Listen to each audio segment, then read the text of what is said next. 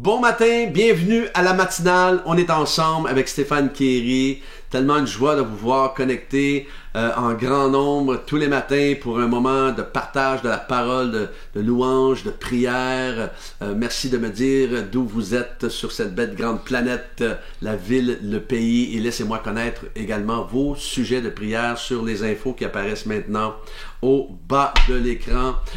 J'en profite encore pour vous parler de mon livre Vital Louange, qui est un livre, je crois, qui va vous bénir en cette nouvelle année.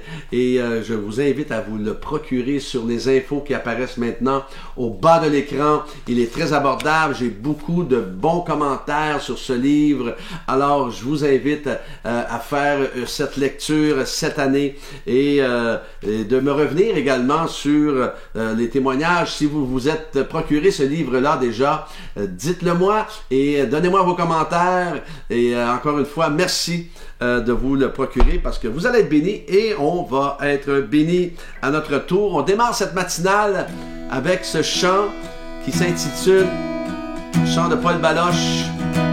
Ouvre les yeux de mon cœur. Ouvre les yeux de mon cœur, Père. Ouvre les yeux de mon cœur. Je veux te voir, Seigneur. Je veux te voir, Seigneur. Ouvre les yeux de mon cœur, Père. Ouvre les yeux de mon cœur. Je veux te voir, Seigneur. Je veux te voir, Seigneur. Car tu es saint et élevé, brillant dans la lumière de ta gloire. Remplis-moi de ton amour, je chante gloire, gloire, gloire. Ouvre les yeux de mon cœur, Père. Ouvre les yeux de mon cœur, je veux te voir, Seigneur. Je veux te voir, Seigneur. Ouvre les yeux de mon cœur, Père. Ouvre les yeux de mon cœur. Je veux te voir, Seigneur. Je veux te voir, Seigneur. Car tu es saint. Car tu es saint et élevé, brillant dans la lumière de ta gloire. Remplis-moi de ton amour, je chante gloire, gloire, gloire. Car tu es saint et élevé, brillant dans la lumière de ta gloire. Remplis-moi de ton amour, je chante gloire, gloire, gloire. Gloire, gloire, gloire, je chante gloire, gloire, gloire. Je chante gloire, gloire, gloire. Je veux te voir, Seigneur. Je chante gloire, gloire, gloire. Gloire, gloire, gloire. Gloire, gloire, gloire. Je veux te voir, Seigneur. Je veux te voir, Seigneur. Je veux te voir, Seigneur. Oh oui, je veux te voir, Seigneur. Le thème de ce matin, vous débarrassant du mensonge. Oui, Éphésiens 4, 25 à 32, on va le lire ensemble. C'est pourquoi vous débarrassant du mensonge, dites à chacun la vérité à votre prochain, car nous sommes membres les uns des autres. Si vous vous mettez en colère, ne péchez pas. Que le soleil ne se couche pas sur votre colère et ne laissez aucune place au diable. Que celui qui volait cesse de voler. Qu'il se donne plutôt la peine de travailler honnêtement de ses propres mains pour avoir de quoi donner à celui qui est dans le besoin. qu'aucune parole malsaine ne sorte de votre bouche, mais seulement de bonnes paroles qui, en fonction des besoins, servent à l'édification et transmettent une grâce à ceux qui les entendent. N'attristez pas le Saint-Esprit de Dieu par lequel vous avez été marqués d'une empreinte pour le jour de la libération, que toute amertume, toute fureur, toute colère, tout éclat de voix, toute calomnie et toute forme de méchanceté disparaissent du milieu de vous. Soyez bons et pleins de compassion les uns envers les autres. Pardonnez-vous réciproquement, comme Dieu nous a pardonné en Christ. Éphésiens 4, 25, 32 dans la Bible second 21. Vous savez, il y a un jeune garçon qui faisait ses devoirs de français et il demande à sa maman, « Maman, en parlant du verbe mentir, est-ce qu'on dit une menterie ou un mensonge? » Sa mère lui répond, « Ni un ni l'autre, on dit la vérité. » OK, une deuxième blague. Le même jeune garçon qui faisait ses devoirs demande à sa maman, Maman, c'est quoi le passé simple? La maman répond, il serait bien mieux de vous préparer pour un futur compliqué. OK, fini les blagues ce matin. Fini les blagues. Parlant de mensonges, heureusement que le nez des personnes ne s'allonge pas lorsque quelqu'un ment, car les rues en seraient bondées, n'est-ce pas? Alors, l'apôtre Paul met une emphase là-dessus pour nous rappeler que notre ancienne nature rebelle est morte en Christ et que nous avons reçu une vie nouvelle. Vous savez, le mensonge peut tellement détruire des relations d'amitié et conduire à toutes sortes de déviances, à la tricherie, à la tromperie, au commérage, à la pornographie, aux disputes, au divorce, à l'exagération. Vous savez, lorsqu'on raconte quelque chose qui est un peu, on dit, borderline du mensonge et qui ne donne pas crédibilité non plus.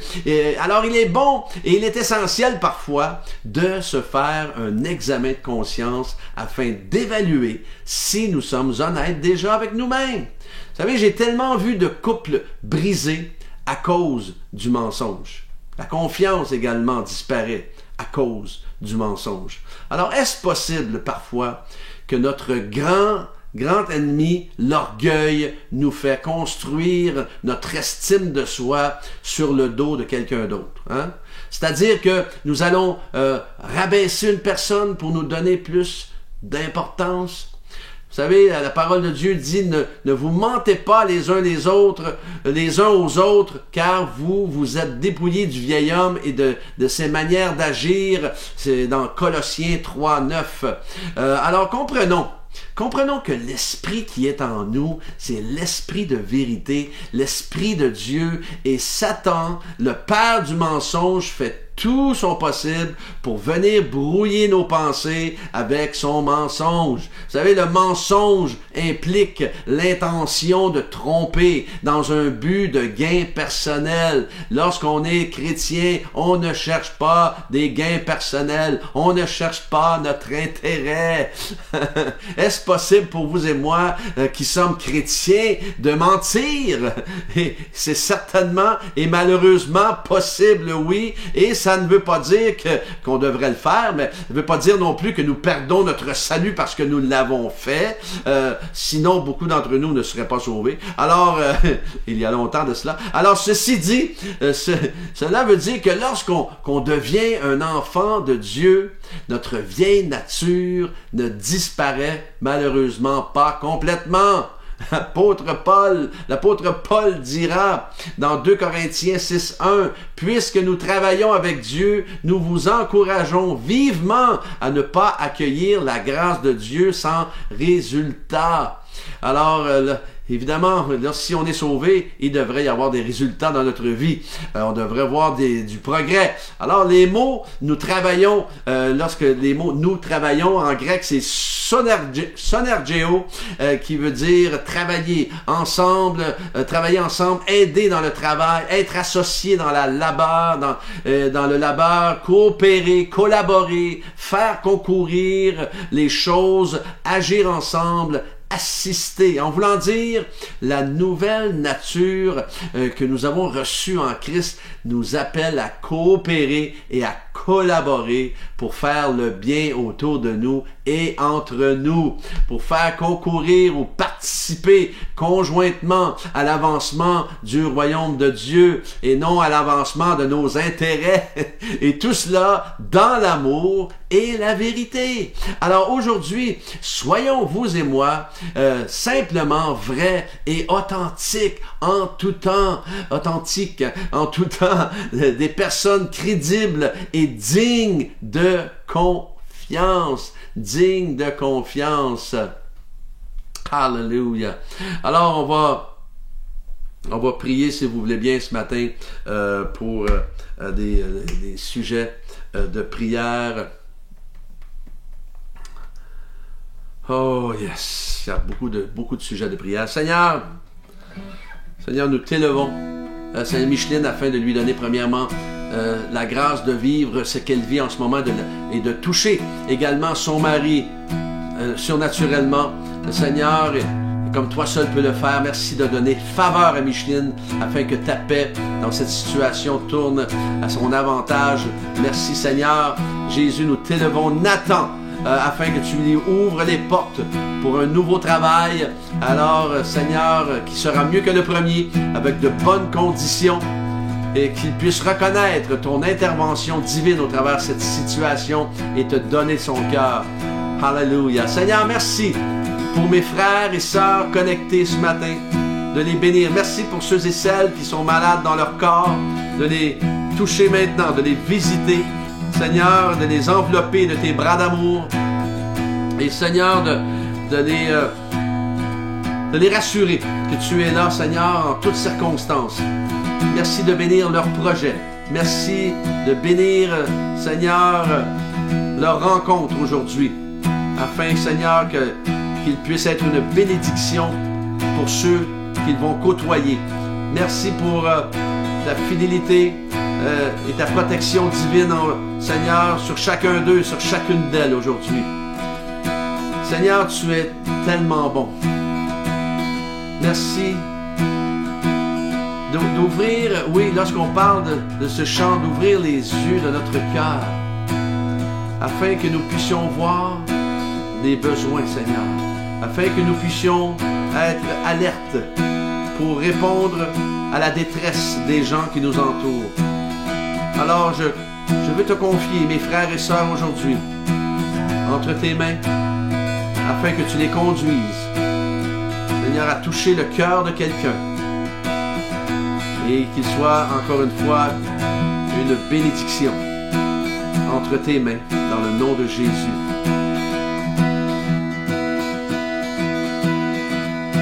Ouvre les yeux de mon cœur, Père. Ouvre les yeux de mon cœur. Je veux te voir, Seigneur. Je veux te voir, Seigneur. Ouvre les yeux de mon cœur, Père. Ouvre les yeux de mon cœur. Je veux te voir, Seigneur. Je veux te voir, Seigneur. Oh, dernière fois ensemble. Ouvre les yeux de mon cœur, Père. Ouvre les yeux de mon cœur. Je veux te voir, Seigneur. Je veux te voir, Seigneur.